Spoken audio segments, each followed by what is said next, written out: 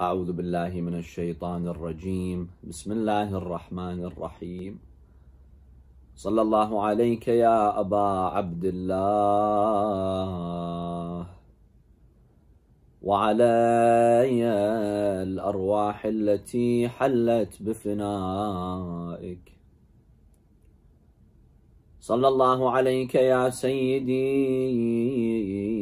ويا مولاي يا غريب يا شهيد كربلاء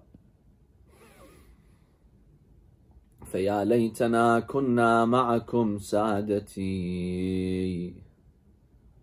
فنفوز فوزا عظيما. Tonight is the night of Sham Ghareeban, the night of those who were lonely, who were estranged in the land of Karbala, not having any supporters. The real tragedy on the family of Imam Hussain happened after the martyrdom of the Imam and his companions.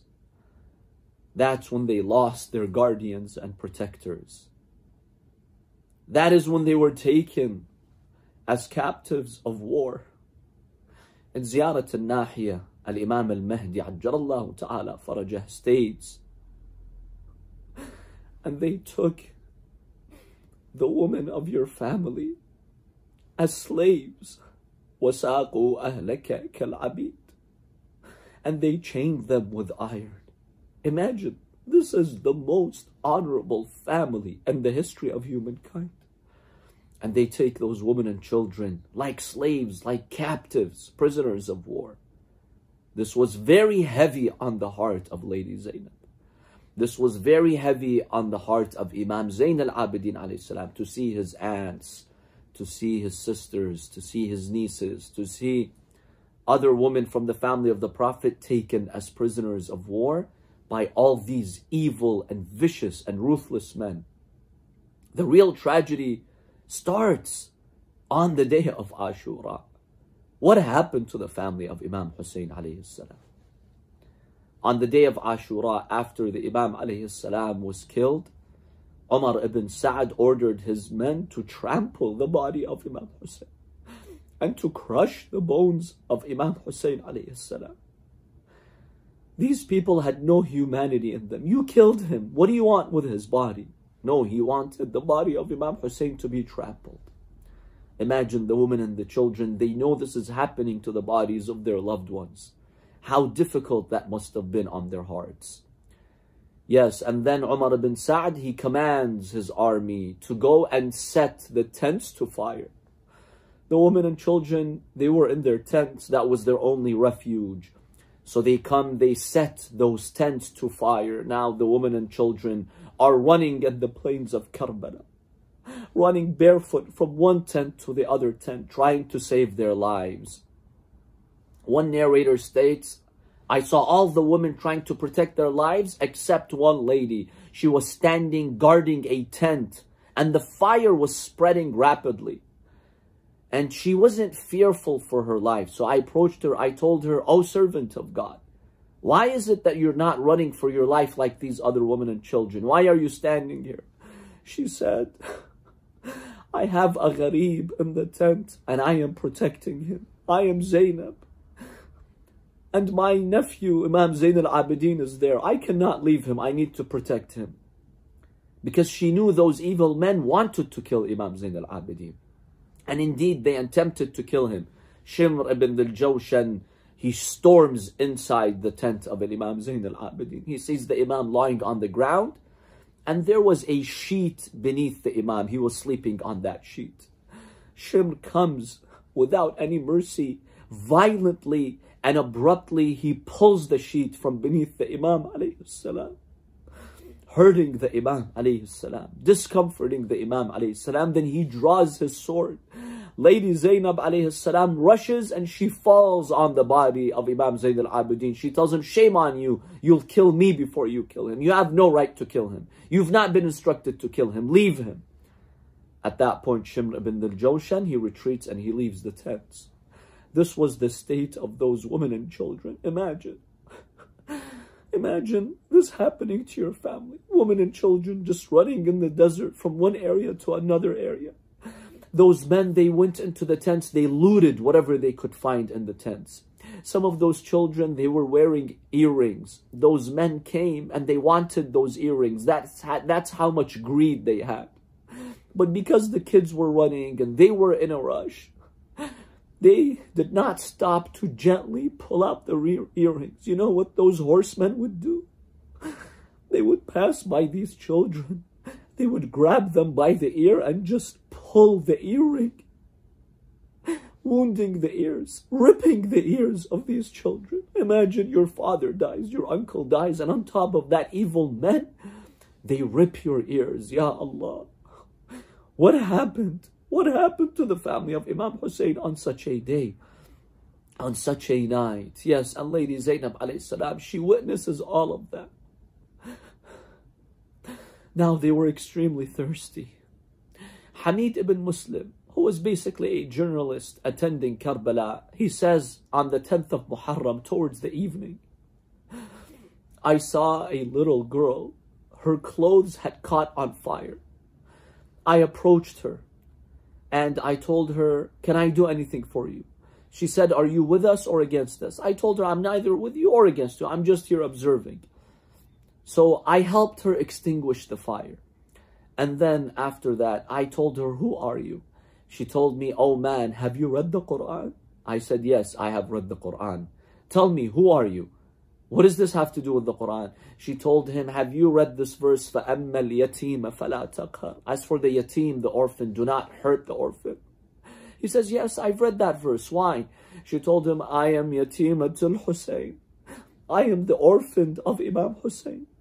Hamid ibn Muslim states, I realized that she is the daughter of Imam Hussain alayhi salam. Then I realized she's very thirsty. I told her, come to the river, let me give you some water. He says, when her eyes fell on the flowing river water of Furat, she started to cry. She said, Assalamu alayka ya Aba Abdullah. Peace be upon you, O father, you were so thirsty. Then she asked me a question. She told me, when my father farewelled me, he was extremely thirsty. His lips had dried out completely. Tell me, did they give him water before they killed him? He told her, no, unfortunately, these men, they killed your father without giving him any water. He says, I had given her a cup of water from the river. She spilled it. She refused to drink. And she said, how can I drink the water when my father Hussain died thirsty? Allahu Akbar. He says, this is just a young child, just a few years old, and she has this much ma'rifah, loyalty towards her father. So he says, I feared that she would die from thirst, so I took her to Zainab. I told her, give her some water. I'm afraid she's going to die from thirst. Yes, Lady Zainab, she gathered all the women and children towards the evening in one tent. She did a head count, making sure that no one is missing, but she realized 2 children are missing. 2 girls are missing. She went looking for them in the battlefield, in the plains of Karbala. Finally, she saw them hugging each other. And they had fallen on their faces on the ground. She tried to wake them up. She tried to lift them, but she realized that they had passed away. Those 2 girls, they had died from thirst. How much can the heart of Zainab handle on the day of Ashura? Ya Allah. Lady Zainab alayha salam goes back to the tents. Oh believers, she now is making sure that everyone is in the tents. But then she realizes that Sakina is missing. So she goes out in the darkness, in the loneliness of this night. And she is looking for Sakina. Where is Sakina? She hears a faint voice coming from towards the body of Imam Hussain, where the Imam's body lay over there. She approaches the body. She hears the faint voice of Sakina saying, my dear father, who is the one who orphaned me at this age? My dear father Hussain, who is the one who severed your head? She saw Sakina hugging the body of Imam Hussain, kissing the severed neck of Imam Hussain.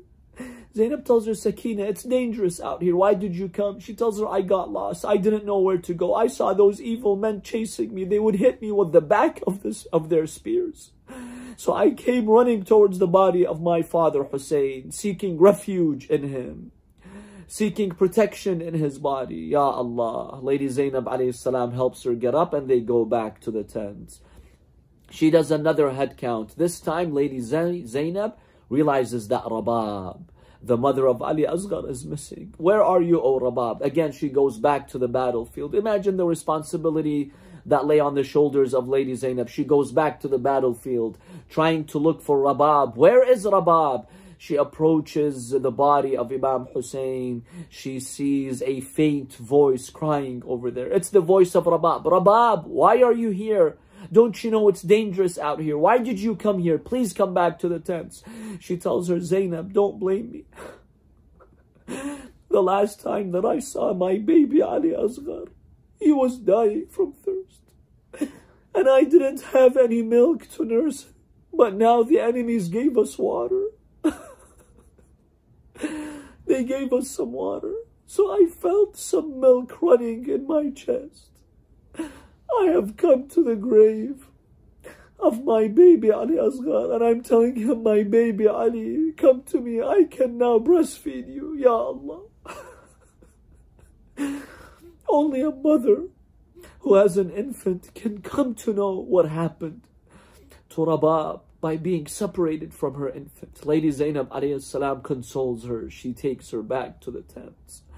Ya Allah, what a difficult night. All those kids crying. And Zainab, where's my father? And Zainab, where's my uncle? Where's my brother? And she had to comfort them because Imam Hussain alayhi salam asked her to comfort those children.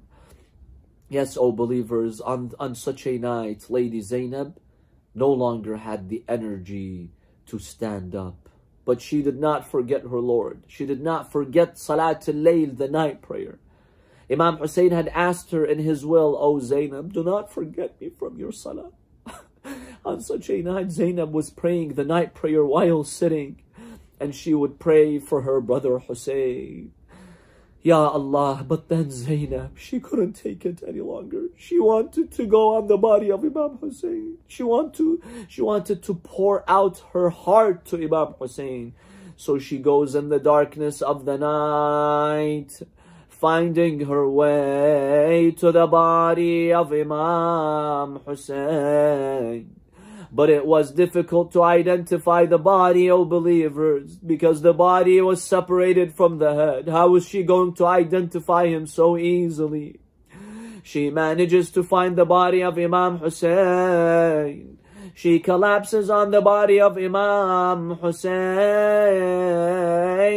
Then she puts her blessed hands under the body of Imam Hussain. And she looks towards the heavens and she addresses her grandfather Rasulullah. Wa Muhammada Salla alayka Malikus Sama. My grandfather, O Muhammad, the angels of the heavens, they send their salams to you.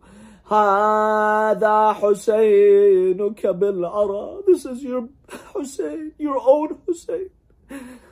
This is your grandson Hussein. This is your son Hussein on the plains of Karbala.